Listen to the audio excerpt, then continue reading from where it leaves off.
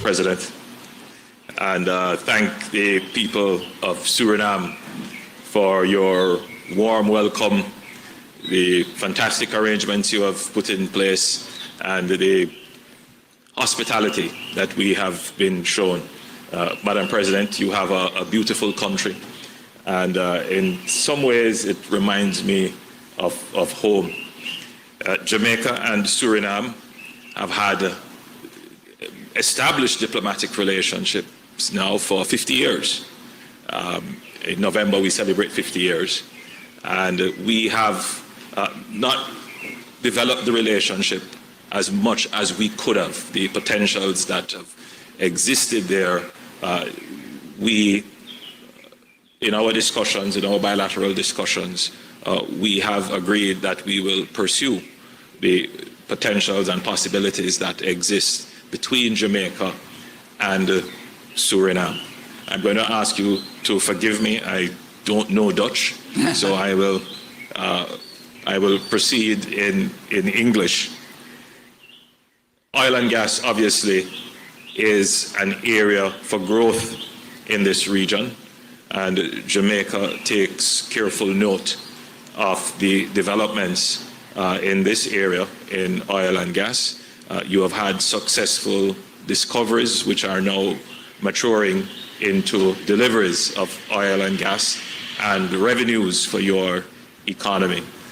But the development of oil and gas in the region creates the possibility for the region for our own energy security between Trinidad, Guyana, and Suriname. The CARICOM regional energy security is now within reach, providing, of course, that governments cooperate in strategic ways. I jokingly mentioned at the oil and gas conference that Jamaica is not known for oil and gas, and therefore it is quite a surprise that I am invited to speak at an oil and gas conference. But I believe that Suriname is taking note as well that Jamaica has started exploration offshore for oil and gas. And so far, the results have shown that there is the possibility of an active petroleum system offshore in some of the areas of exploration. We have not confirmed anything yet. There is no confirmation of any commercial quantities, but it is promising. But of course, you know the experience. You have been developing your gas and oil fields for over 40 years. So from the point of discovering potential to discovering that there are commercial quantities to be able to exploit those, it's a long time. And we are interested in learning from your journey to shorten ours. So a part of our bilateral discussion was to cooperate on the exchange of learning, exchange of knowledge and information.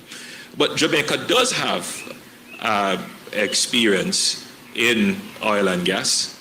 We do have a state oil company, as you have in Statoli here in Suriname. We have Petrojam in Jamaica, and we have agreed that both state oil companies will collaborate and cooperate, not just in the exchange of information, but Petrojam in Jamaica operates a refinery, and each refinery in the region, provided that we invest in them, that we upgrade their technology, increases the opportunity for the region to get the value added from oil and gas. So it's not just to extract from the earth and export to somewhere else, but we should have the potential regionally. Now this takes a large investments, but we should at least have the ambition to start working together regionally to use the oil and gas potential,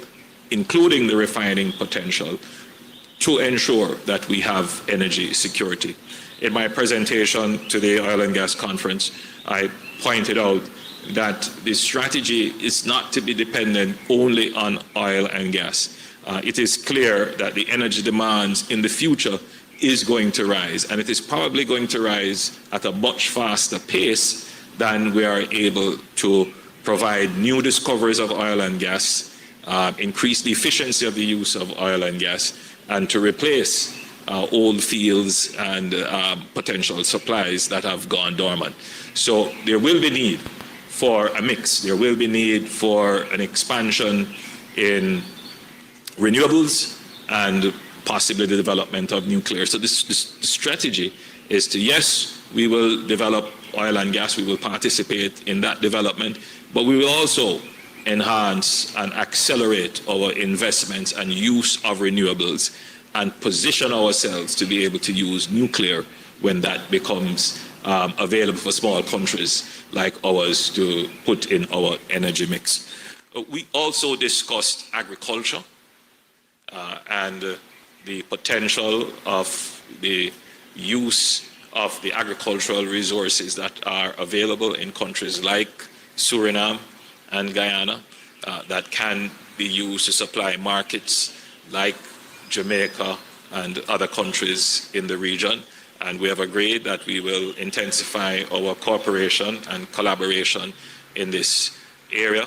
So we could have Jamaican investors investing in large-scale industrial agriculture in countries like Suriname and Guyana. So we're going to be exploring that. We discussed tourism. Jamaica's tourism industry is very deep. I would say we have close to 100 years of experience in tourism.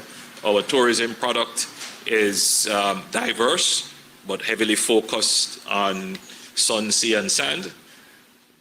Slightly different from the natural environment of Suriname, which would be more ecotourism, but still tourism is tourism, it's tourism. There is a base of skills that would be needed.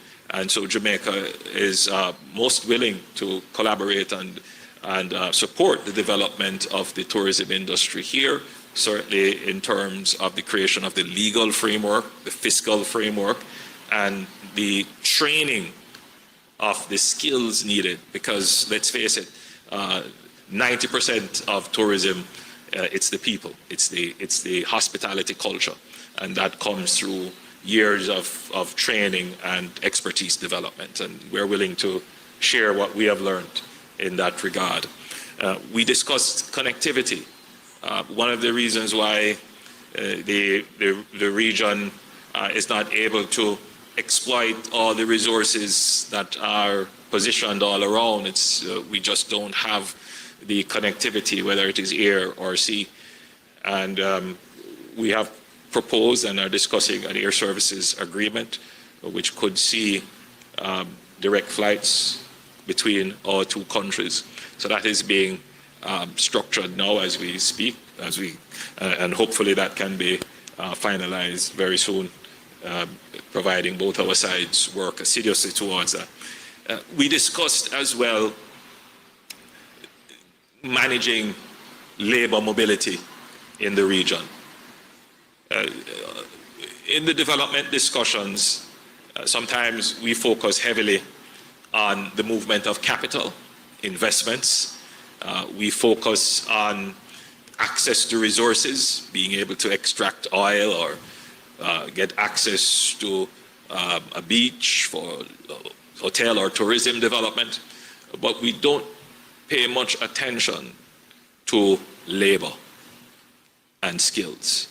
And for most of the countries now that are experiencing an economic boom, it is becoming very visible that the constraint on the growth horizon is labor, particularly skilled labor and expertise. And so countries have to be very strategic in how we position ourselves to take advantage of the opportunities that will present themselves coming from natural resources, for example. You definitely you must have the skills to be able to not just to exploit the natural resources, but to use them in a sustainable way to create prosperity, but more so to create dignity for the peoples of our country. So skills absolutely important, and the training of skills is critical. So we have decided to pursue how we can cooperate in training, in tourism, in oil and gas, in these areas of skills that we will all need for the expansion of our economies. We discussed that our nations both have shortages in the health sector, and that we train our nurses and they leave us to go to the United Kingdom or the Netherlands or the United States, and then we end up having to strike up deals with other countries to have their nurses come. So we need to be structured in the way in which we manage labor mobility and migration. So these are the areas that we discussed in our bilaterals, and I'm confident that as a result of my visit and our meeting and the commitments on both sides, that both Jamaica and Suriname will see benefits flowing from this. Thank you. Thank you. Yeah.